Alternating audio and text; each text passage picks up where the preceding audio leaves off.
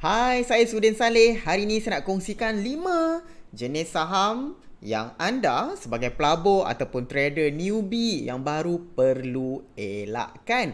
Kenapa? Semestinya sebab ia berisiko tinggi. Tapi untuk tahu details, kita akan tengok. Saya akan huraikan sekejap lagi. Okey, jom kita tengok. Yang pertama, saham yang dipanggil sebagai actually bukan saham, tapi yang dipanggil sebagai warrant. Warrant ni apa? Warrant ni sebenarnya kalau kita membeli warrant, kita bukanlah membeli saham syarikat tersebut, tetapi kita membeli hak ataupun right to purchase untuk membeli saham yang sebenar pada masa akan datang. Okay, a bit complicated untuk kita terangkan. Tak apa, saya tunjukkan macam mana cara nak mengenali warrant tersebut. Okay, sebagai contoh, kita akan nampak saham yang sebenar, dia akan namanya saham seperti ini. Seperti Nestle, seperti Revenue, seperti Top Glove, seperti Supermax. Anda akan nampaklah nama saham syarikat tersebut. Tapi kalau perasan, kalau di belakangnya ada dash W something, WA, dan ada yang saham dash CA, ataupun ada saham yang di belakangnya dash HZ dan sebagainya. Ini adalah contoh-contoh warrant. Okey, kenapa saya rasa saya cadangkan untuk elakkan kalau anda baru, sebab warrant ni dia ada expiry date dan dia ada strike price dan boleh jadi risiko kerugian 100% duit anda seandainya warrant tersebut expired, melebihi expiry date. So selagi anda tidak faham tentang strike price, tidak faham tentang nature of expiry date dan tidak faham tentang macam mana nak mengira premium, elakkan untuk membeli sembarang warrant dahulu. Okay, kenapa? Sebab takut kita hilang kesemua duit kita kalau warrant tu expired. Sebab apa? Sebab berlaku di kalangan beberapa pelabur-pelabur newbie ataupun baru yang saya kenali. Jadi, selagi kita masih baru dan belum mahir, elakkan dahulu. Okay, itu yang pertama. Yang kedua, elakkan pula, ini saham yang sebenar, tetapi cuba elakkan saham-saham yang dalam kategori dipanggil sebagai super penny. Dalam kategori super penny. Super penny ni macam mana? Ini okey, adalah macam-macam berbeza pendapat, tapi yang mudah untuk kita cadangkan adalah iaitu yang harganya di bawah, let's say lah 20 sen sebagai contoh. Okey, kenapa perlu elakkan? Sebab risiko kenaikan dan penurunannya sangatlah tinggi. Seandainya sebagai contoh kita membeli saham yang berharga 10 sen, kalau dia jatuh 2 sen tu sikit je, tetapi walaupun sedikit, percentage kejatuhan itu adalah 20%. Kalau saham 10 sen jatuh 2 sen dah 20%. Okay, walaupun naik banyak, tetapi kalau turunnya terlalu banyak, dan ramai orang yang tidak boleh menerima kerugian yang sebesar itu. Jadi selagi kita tidak faham risikonya dan kita tidak pasti sama ada kita boleh terima atau tak boleh terima risiko kerugian yang sebanyak itu, elakkan dahulu. Okey, yang ketiga, okey, ada kaitan sedikit dengan harga. Yang ini kita panggil sebagai saham yang easy to be manipulated. Saham yang mudah dimanipulasi. Okey, macam mana dia ada berkaitan sedikit dengan harga, tapi macam mana nak mengenalinya ada di saham. Sebagai contoh, katalah kita tengok, saya just nak bagi example beberapa kategori saham. Sebagai contoh, banyak saham yang top-top ni dalam kategori ni. Sebagai contoh yang top volume hari ni, XOX. Cuba tengok XOX.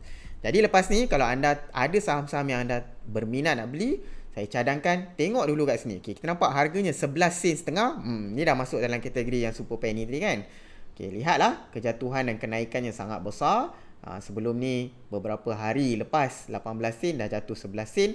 Berapa banyak percentage tu Okay, dan yang kita nak tengok easy to manipulate tu, pergi ke bawah, lihat di ruangan summary ni. Okay, ruangan summary di bawah ni ada kita saham buatkan manipulation indicator, very easy to manipulate.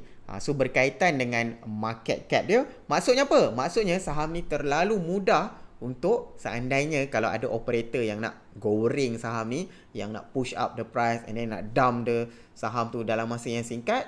Ini adalah antara ciri-ciri saham yang mudah dimanipulasi. Okay, kita tidak katakan saham ini dimanipulasi, tetapi dia memenuhi kriteria saham-saham yang mudah dimanipulasi. Sebagai contoh, cuba tengok saham yang lain. AT sebagai contoh. Kita lihat AT. Okay, AT Systemization, harganya 7 sen. sama kebetulan masuk dalam kategori super penny tadi. Dan tengok ke bawah, tengok di ruangan ini, very easy to manipulate. Jadi untuk mengelakkan kita mendapat risiko tercedok seandainya membeli pada harga 15 sen dan kemudiannya jatuh sehingga ke harga 7 sen, 50% penurunan, elakkan saham-saham yang dalam kategori easy to manipulate seperti ini. Okey, yang ketiga. Okey, kadang-kadang dia berkait Yang ketiga, elakkan syarikat-syarikat yang negative earning. Negative earning ni apa? Negative earning ni adalah bermaksud syarikat ini dari segi perniagaannya, saham ini, bisnesnya, perniagaan syarikat tersebut rugi. Loss making company, syarikat yang tidak mencatatkan keuntungan, malah mencatatkan kerugian. Sebagai contoh, mana nak tengok? Okey, dekat atas ni di saham dah ada keluar kat sini. So ini maknanya ini adalah saham-saham yang syarikat yang negatif ni. Syarikat ni loss making company. So pergi ke bawah ni kalau nak tengok lebih jelas sedikit, pergi ke ruangan fundamental, tengok di bahagian financial ratio ni, tengok dia punya earning per share, keuntungan untuk setiap satu share adalah negatif 3 sen. So ini adalah tanda-tanda syarikat yang rugi. Okey, memang betul syarikat yang negative earning ni pun boleh juga naik harga sahamnya, tetapi kita tidak pasti sama ada kenaikan tu adalah kenaikan yang betul-betul healthy ataupun kenaikan yang bersifat gorengan semata-mata. Jadi kalau anda ingin selamat, terutama yang baru ni, kalau yang dah mahir tentang technical, okey, tidak ada masalah. Yang dah tahu nak tentukan support, dah tahu nak tentukan resistance, dah tahu dah nak cut loss kalau trading plan dia tak menjadi, dan berani untuk cut loss kalau trading plan dia tak menjadi, it's okay. Tetapi kalau kita masih baru nak belajar, elakkan dahulu counter-counter saham yang bersifat negative earning, yang loss making company seperti ini. Okey, dan yang terakhir, yang kelima, elakkan saham-saham syarikat yang bakal melakukan corporate exercise seperti consolidations dan juga nak mengeluarkan right issues. So yang saham syarikat yang bakal melakukan consolidations ataupun dia akan keluarkan right issue. Okay, a bit sama juga macam Warren tadi, a bit complicated lah kita nak terangkan consolidation exercise ni. Tetapi macam mana cara mudah untuk mengenal pasti syarikat yang akan melakukan consolidation. Maknanya consolidation apa? Dia contohlah harga saham tu 10 sen, jadi dia nak consolidate 10 sen dengan ada unit sahamnya ada 10 juta unit, harganya 10 sen, dan dia nak nampak harganya naik. Jadi dia consolidate daripada 10 juta tu menjadi 5 juta unit saham, dan harganya pula daripada 10 sen dia akan jadi 2 kali ganda kepada 20 sen. Itu adalah antara contoh exercise consolidation lah. Okay, kesimpulannya kenapa kita kata elakkan, sebab nanti kalau anda ada pegang saham-saham yang seperti ini akan jadi pening kepala. Nanti akan pening, kenapa pula harga saham ni nampak tiba-tiba macam naik 100% harganya, tapi sebenarnya tidak naik. Dan kita pun ada berlaku yang kes-kes terjual lebih, terjual unit saham melebihi daripada yang dia sepatutnya ada. Okey, saham-saham yang bakal melakukan consolidation ni ada pengumuman yang dilakukan. Cara kita nak tengok adalah kalau kita pergi di iSaham, tengok di bahagian screeners, listkan all screeners, buka sini upcoming entitlements. So buka screener yang dipanggil upcoming entitlements ni, kalau adalah syarikat yang bakal melakukan consolidations akan ada keluar dekat sini. Buat masa ni tidak ada. Dan kalau ada syarikat yang bakal mengeluarkan right issues, dekat atas bawah ni first team ni, yang ini bakal mengeluarkan right issue.